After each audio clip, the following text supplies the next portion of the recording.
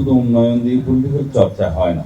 উন্নয়ন আইয়ুব খানও করেছে, উন্নয়ন শেখ হাসিনাও কিছু করেছে। উন্নয়ন দিয়ে মানুষের কাছে পলিটিক্যাল কালচার কখনো প্রচলন করা যায় না, অ্যাকসেপ্ট করা যায় না, ডিপ্রুটেড করা যায় না, মানুষের হৃদয়ের মধ্যে নিয়ে আসে।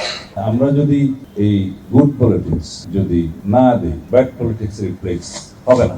না হলে গুলিস্তানের বিরিয়ানির চাইতে যদি নীলক্ষেতের বিরিয়ানি ভালো না হয়, নীলক্ষেতে কেন খেতে যাবে? যারা এই রাষ্ট্র সংস্কারের কথা বলছে, যেমন আমাদের বিরুদ্ধে এই প্রসঙ্গে বোধহয় বলছিলাম যে বিএনপির জন্য সংস্কার হচ্ছে না। সংস্কার, information, these are very near to our heart of thing, এবং এইটা দিয়ে আমরা এগোতে চাই। আমরা বাংলাদেশে এমন পলিটিক্যাল কালচার রিপ্লেস করতে চাই, যে পলিটিক্যাল কালচার, যে আইডিওলজি এবং যে প্র্যাকটিস আগের রটন পলিটিক্যাল কালচারকে রিজেক্ট করবে, মানুষের কাছে অ্যাকসেপ্টেড হবে আমাদের নতুন কালচার। আমরা এমন পলিটিক্যাল চর্চাটা করতে চাই, শুধু উন্নয়ন দিয়ে পলিটিক্যাল চর্চা হয় না।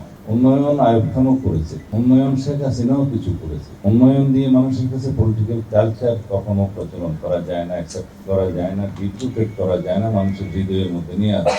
সেটা এমন কালচার আমাদেরকে দিতে হবে, প্লেস করতে হবে, যে কালচারটা মানুষ গ্রহণ করবে। সেই জন্য আমি মাঝে মধ্যে বলি যে আমরা ছাত্র জমানায় পড়তাম, স্লোগান দিতাম, রেড ফ্ল্যাগ মাস্ট অপোজ দি রেড ফ্ল্যাগ, কিন্তু সেটা মর্মার্থ তখন হয়তো বুঝতাম না, কিন্তু এটার অনেক বেশি মানে আছে।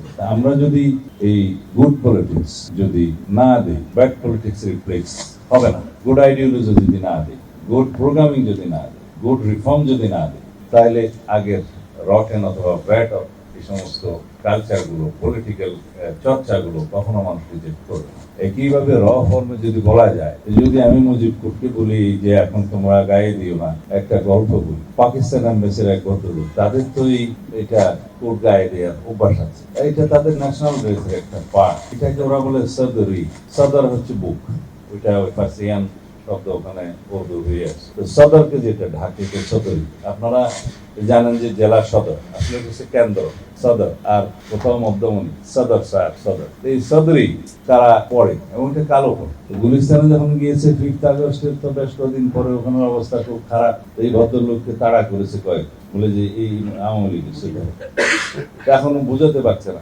আশেপাশে কয়েকজন লোক এসে বললো যে ভাই এই পাকিস্তানের ভদ্রলোক এম্বাসির অমুক সময় ওইটা খুলতে বলা হয়েছে, খুলে তারপরে সে আসে।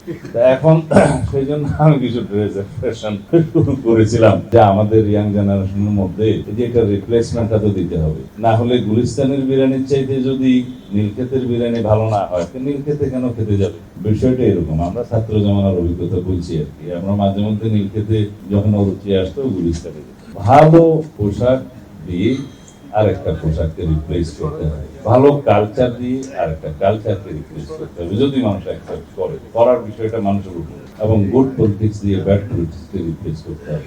এখানে কিন্তু ওই ইকোনমির গ্রেশামস থিওরি চলবে না। গ্রেশামস থিওরি হলো যে bad money rules out always good money. এখন এই থিওরিটা গ্রেশামসের উল্টো। এখানে অলওয়েজ আমাদেরকে গুড মানিকে দিয়ে রিপ্লেস করতে হবে, ব্যাড মানিকে ড্রাইভ আউট করতে হবে। অলওয়েজ ওইটা বলে যে bad money drives out good money out of market. এখন সেই থিওরির উল্টাটা আমরা এখানে প্রচলন করতে চাই পলিটিক্সে। আপনারা সবাই বিদ্যান লোক, আমি কথা বলে নিজে এনগেজ হয়েছি, সেই জন্য বলি। সবসময় এই গ্যাদারিং পাই না, রাজনৈতিক মহলে এই সমস্ত কথাবার্তা চলে না। এনিওয়ে, এই কালচারের সংস্কারের ক্ষেত্রে আমাদের উপর যেমন এই যে অপপ্রচারটা আছে, এটা রিওমার বলবো না কি বলবো জানি না, কিন্তু ব্যাপারটা ঠিক উল্টা। আমরাই সবসময় ছাড় দিয়ে, সবসময় বিভিন্ন রকমের আইনি সহযোগিতা করে যেটা বাস্তবায়ন করা সম্ভব, সেগুলো এক জায়গায় এসে উপনীত হয়ে রিফর্মসের এভরিডে আমরা সলিউশন দিচ্ছি। কিন্তু ওইখানে যে সমাজের মধ্যে আমি কথা বলি, তার মধ্যে মাশাআল্লাহ ম্যাক্সিমাম হচ্ছে একদম বিশুদ্ধ রাজনীতিবিদ, তারা মাঠের বক্তা, কিন্তু কিতাবের মধ্যে নাই।